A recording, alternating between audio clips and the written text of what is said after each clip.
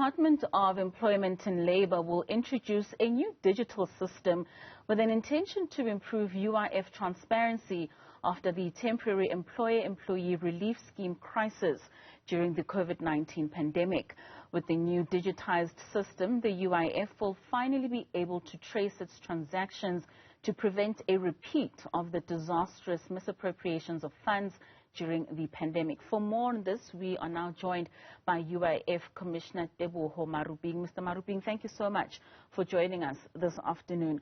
Now, the UIF has not tabled their annual report to Parliament on time due to the current financial position. And the Minister in the Employment and Labour, Mr. Thulas Nxesi, said the department was working with the Auditor General in order to ensure that these challenges are being addressed. What's the progress with regards to that collaboration with the Auditor General? Well, I think the main idea behind our engagement and collaboration with AG is to enable UIF to report financial statements that are accurate, valid, and with limited financial issues that are contained in it.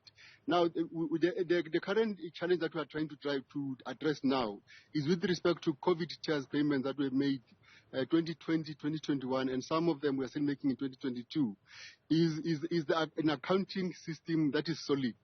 Because we want to make sure that we can trace every single cent that we have paid to all the employers, and hence the Minister's pronouncement that we are putting together a system that will enable us to trace every cent to the employers and also to the employees, so that we know that for sure the 64 billion that was paid, it actually arrived at the intended beneficiaries.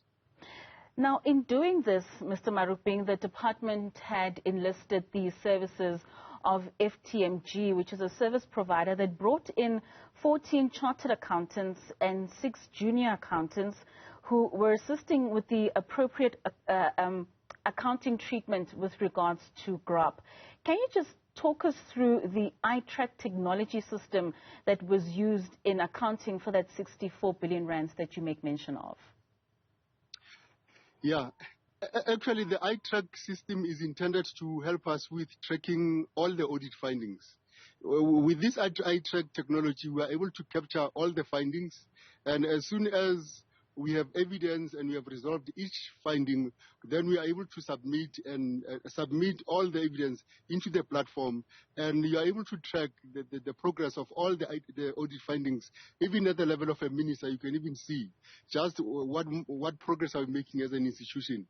But what it also does, if the internal audit comes to audit, they don't have to ask UIF employees. They can just go into the platform and audit us from the platform. Auditor General can do the same. They can go onto the platform and audit us from the platform. And in that way, we eliminate any paperwork. We eliminate any possibility of missing information. And when we say an audit finding has been resolved, we can say for sure, without a shadow of doubt, that audit finding has been resolved. How much has been tracked so far of that 64 billion rands? To date, I can say with confidence, 14 billion rands has been confirmed, has been paid correctly to the right people. 3.4 billion rands was paid back to UIF by the employers who saw all the court findings that were happening. But at the same time, with the asset forfeiture unit, we were able to secure 130 million rands back into the coffers of UIF. So we are talking about over 20 billion rands that is back into the coffers of UIF as part of the project. Are you then looking to employ the services of the same company in terms of using this tracking system even in the future and beyond just this period until next year, March? I think by next year, March, we'll still have this service provider on board. But our relationship with the service provider is only for 12 months. We'll review after 12 months to see what progress we've made.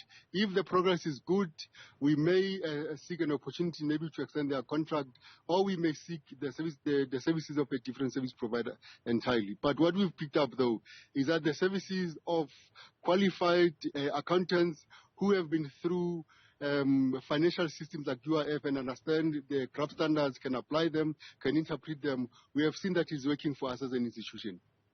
What is the the recouping of these monies really mean for the department? Because quite often when we speak about government departments, we speak about the loss of money and not how much is actually then found back into the coffers of the department. What does it mean for your department to be able to have these monies then put back into your coffers? Well, I think what I need to clarify up front is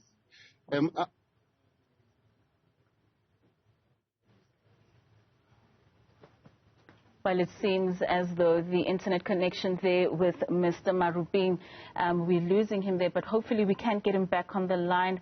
Mr. Maruping, are you still with us? I'm still here. Yes, you were clarifying for us?